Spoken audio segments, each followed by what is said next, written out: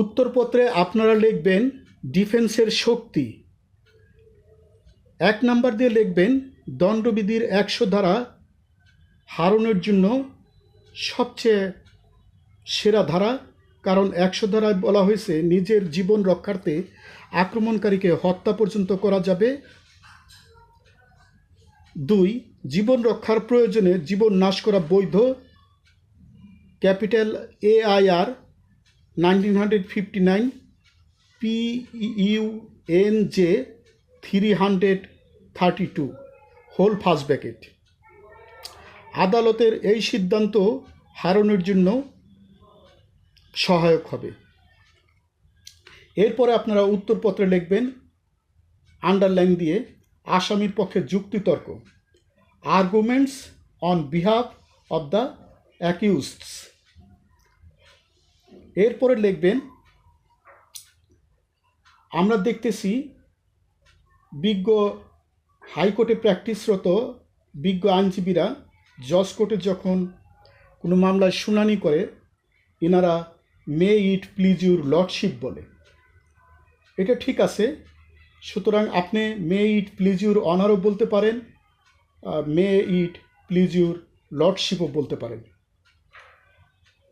সুতরাং যখন আপনি আসামি পক্ষে যুক্তিতর্ক লিখবেন পরীক্ষার খাতায়, তখন আপনাকে এইরকমভাবে মনে করতে হবে যা আপনি লার্নেড কোর্টে আপনি যুক্তিতর্ক উপস্থাপন করতেছেন, প্র্যাকটিক্যালি উপস্থাপন করতেছেন। এইভাবে আপনি যুক্তিতর্কটা খাতায় লিখবেন।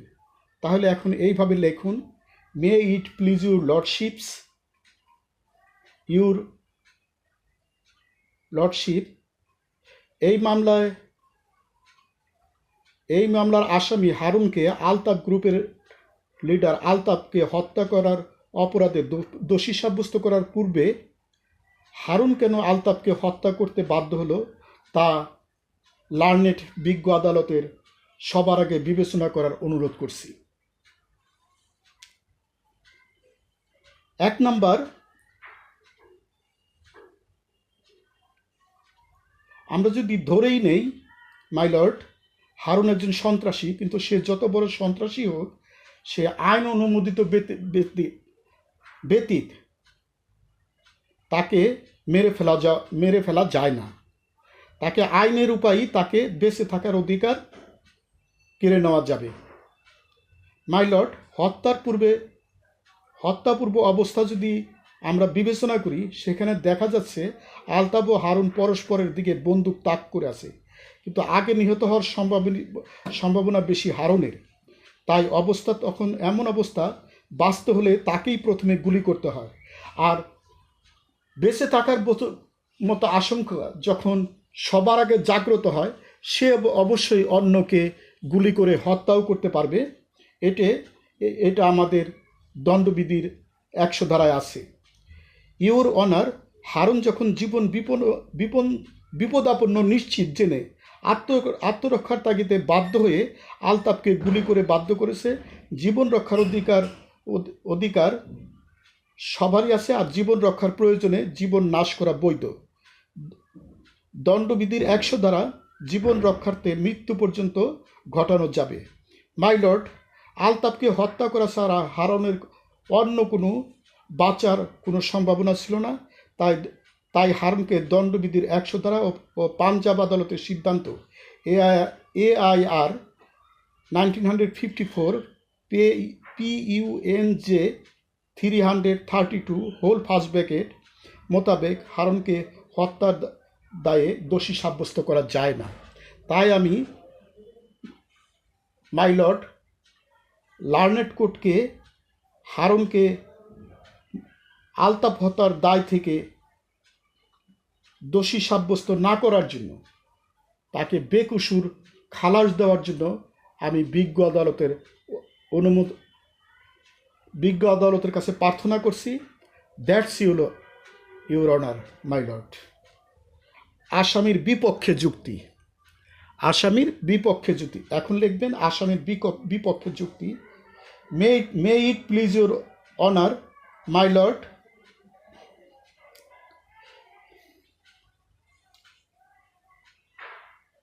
আসামি হারুন ডু অর ডাই এই নীতি নিয়ে প্রথম থেকেই বেআইনি আনলফুল অ্যাসেম্বলির সদস্য হয়ে আধুনিক মারণাস্ত্রে সজ্জিত হয়ে দলবল নিয়ে আলতাফের সাথে যুদ্ধ লিপ্ত হয়েছে।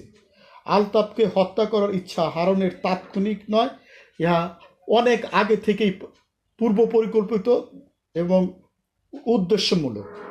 কাজেই সেই পূর্ব পরিকল্পনা বাস্তবায়ন রূপ দেওয়ার জন্য আলতাফকে হত্যা করে হারুন আত্মরক্ষার কোনো অধিকার দাবি করতে পারে না। মাইলর্ড, আদালতের নজিরেই উল্লেখ আছে যে আত্মরক্ষার অজুহাত কেউই নিজের কলহের সূত্রপাত করলে তার কাজ বৈধ হবে না। যেমন 14 DLR SC 316 হোল থার্ড ব্র্যাকেট, যখন দুই পক্ষই মারামারি করতে প্রস্তুত হয় তখন কোনো পক্ষই আত্মরক্ষার অধিকার দাবি করতে পারে না। AR 1949 অল 109 হোল ফার্স্ট ব্র্যাকেট, আসামি নিজে আক্রমণের পদক্ষেপ নিয়ে মারামারি আরম্ভ করলে তার আত্মরক্ষার অধিকার দাবি গ্রাহ্য হতে পারে না। সুতরাং লার্নেড কোর্ট, মাই লর্ড, আক্রমণ করে কেউ যদি আক্রমণকারীকে হত্যা করে তবে তার কাজ আইনসিদ্ধ বলা যাবে না। কাজেই আসামি হারুনের আত্মরক্ষার দাবি অগ্রাহ্য হবে এবং হারুনকে আলতাফ হত্যার দায়ে দোষী সাব্যস্ত করার জন্য আমি মাননীয় বিজ্ঞ আদালতের প্রতি জোর দাবি জানাচ্ছি। That's your honour.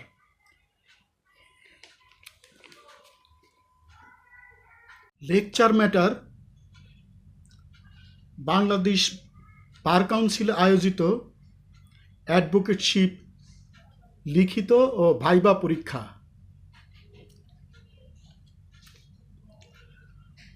প্রশ্ন ক,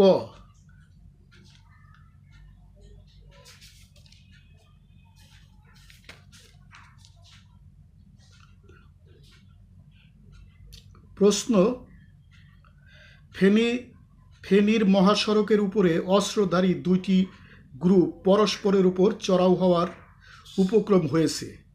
আলতাফ গ্রুপের লিডার আলতাফ, হারুন গ্রুপের উপর পাইপগান তাক করা আছে।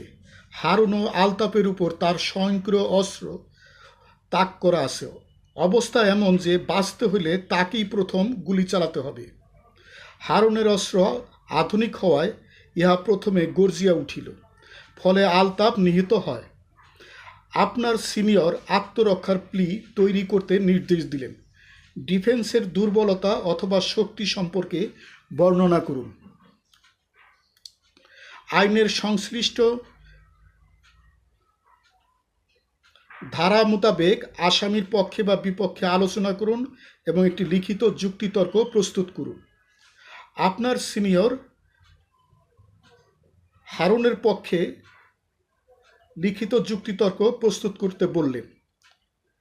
এই প্রশ্নটি 2002 সালের অক্টোবর মাসের বাংলাদেশ বার কাউন্সিলের লিখিত পরীক্ষায় অ্যাডভোকেটশিপ লিখিত পরীক্ষায় এসেছিল। বর্তমানেও এই প্রশ্নটি আসতে পারে একটু চেঞ্জ করে, যেমন জেলার নাম চেঞ্জ করে দিতে পারে, এখানে পক্ষদের হারুন আলতাফ এদের নাম চেঞ্জ করে দিতে পারে। এরকম নানান রকমের চেঞ্জ করে প্রশ্নটা সেট করতে পারে বর্তমানে, কিন্তু মূল প্রশ্নটা বেসিক এইটাই থাকবে।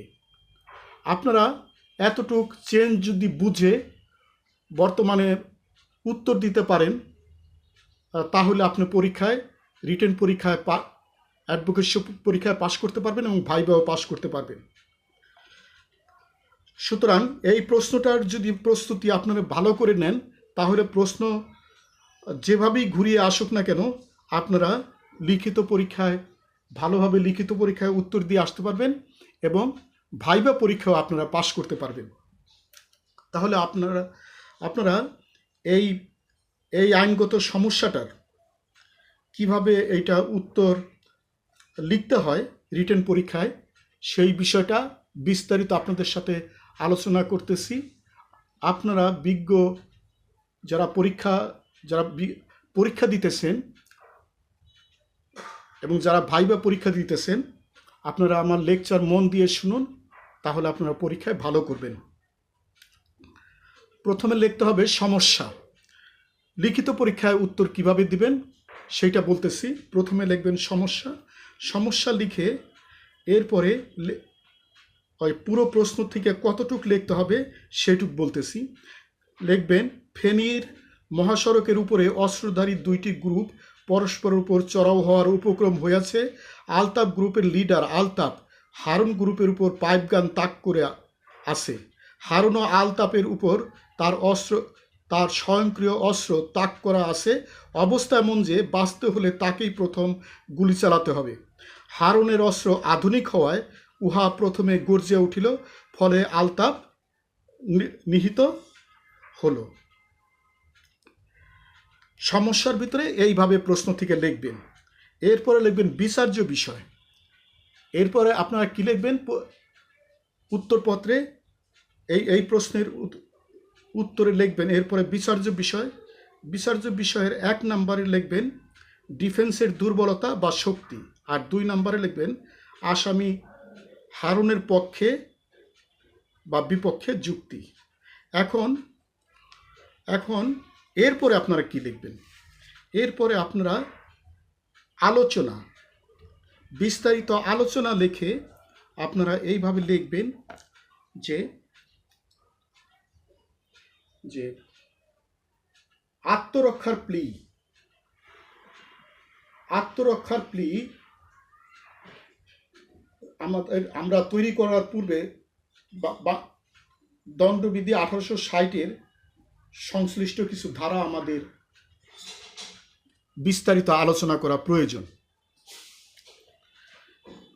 আর আত্মরক্ষার অধিকার সম্পর্কে দণ্ডবিধির 96 হইতে 106 ধারা পর্যন্ত বিস্তারিত আলোচনা করা হয়েছে এবং আমাদের এই লিগ্যাল সমস্যায় 96, 97 এবং 100 ধারা এক্ষেত্রে প্রযোজ্য।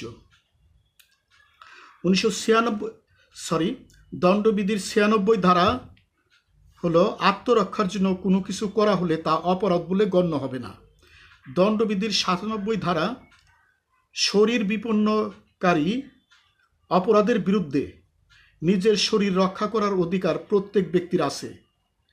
দণ্ডবিধির 100 ধারা দেহ রক্ষার্থে আত্মরক্ষার অধিকার প্রয়োগ করার জন্য আক্রমণকারীকে হত্যা করা যাবে যদি নিম্নের 6টি অবস্থার মধ্যে যে কোনো একটি অবস্থা বিদ্যমান থাকে। 1. আক্রমণের ফলে আক্রান্ত ব্যক্তি যুক্তিসঙ্গতভাবে মৃত্যুর আশঙ্কা করলে। আক্রমণের ফলে আক্রান্ত ব্যক্তি যুক্তিসঙ্গতভাবে গুরুতর জখমের আশঙ্কা করলে। 3. ধর্ষণ করার উদ্দেশ্যে আক্রমণ করলে। 4. অস্বাভাবিক লালসা চরিতার্থ করার উদ্দেশ্যে হামলা করলে। 5. অপহরণ, কিডন্যাপিং, অপবাহন, অ্যাবডাকশন এর উদ্দেশ্যে হামলা করলে। 6. কর্তৃপক্ষের নিকট আশ্রয় নিতে বাধা সৃষ্টি করে অবৈধভাবে আটক, রংফুল কনফাইনমেন্ট রাখার উদ্দেশ্যে হামলা করলে। দণ্ডবিধির 141 দ্বারা উভয় গ্রুপ প্রত্যেক সদস্য বেআইনি সমাবেশের সদস্য বলে গণ্য হবে এবং উক্ত বেআইনি সমাবেশের সদস্য হয়ে সাধারণ উদ্দেশ্যে কমন অবজেক্ট বাস্তবায়নে হারুন গ্রুপের হারুন আলতাফ গ্রুপের আলতাফকে হত্যা করে মার্ডার করার অপরাধ করার কারণে হারুন গ্রুপের প্রত্যেককে দণ্ডবিধির 302/149 ধারা অনুযায়ী অভিযুক্ত হবে। এরপরে আপনারা লিখবেন ডিফেন্সের দুর্বলতা।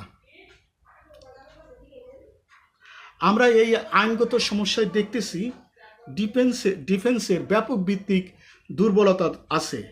1. হারুন নিজেই দণ্ডবিধির ধারা 141 অনুযায়ী বেআইনি সমাবেশের একজন সদস্য। উক্ত সমাবেশের সাধারণ উদ্দেশ্য কমন অবজেক্ট পূরণের জন্য অর্থাৎ ফেনীর মহাসড়কের দখল নিয়ন্ত্রণের কেন্দ্র করে আলতাফ গ্রুপের সাথে সম্মুখ যুদ্ধে লিপ্ত হয়েছে এবং এক পর্যায়ে গুলি করে আলতাফকে হত্যা করেছে। এই জন্য দণ্ডবিধির ৩০২/১৪৯ ধারা অভিযোগ থেকে রক্ষা পাওয়া হারুনের পক্ষে নিশ্চিতভাবেই অসম্ভব। ২. দণ্ডবিধি ছাড়াও অবৈধ অস্ত্র রাখার দায়ে অস্ত্র আইনে হারুন দোষী সাব্যস্ত হবে। ৩. সন্ত্রাসী কর্মকাণ্ড জড়িত থাকার কারণে হারুন সন্ত্রাস দমন আইন সম্পর্কিত বর্তমান বলবৎ অন্য যে কোনো আইন অনুযায়ী অভিযুক্ত হবে। ৪. বিজ্ঞ আদালতগুলোর সিদ্ধান্ত হারুনের বিপক্ষে, যেমন আসামি নিজে আক্রমণের পদক্ষেপ নিয়ে মারামারি আরম্ভ করলে তার আত্মরক্ষার অধিকারের দাবি গ্রাহ্য হতে পারে না। Capital AIR 1949 ALL 109 first bracket 14 DLR SC 316। যখন দুই পক্ষই মারামারি করতে উদ্যত হয় তখন কোনো পক্ষই আত্মরক্ষার অধিকার দাবি করতে পারে না। তাহলে আমরা দেখতে পাচ্ছি যে ডিফেন্সের ব্যাপক দুর্বলতা রয়েছে। এখন ডিফেন্সের শক্তি কি সেই বিষয়টি এখন লিখতে হবে উত্তরপত্রে। আপনারা এক নম্বরে লিখবেন যে দণ্ডবিধির 100 ধারা হারুনের জন্য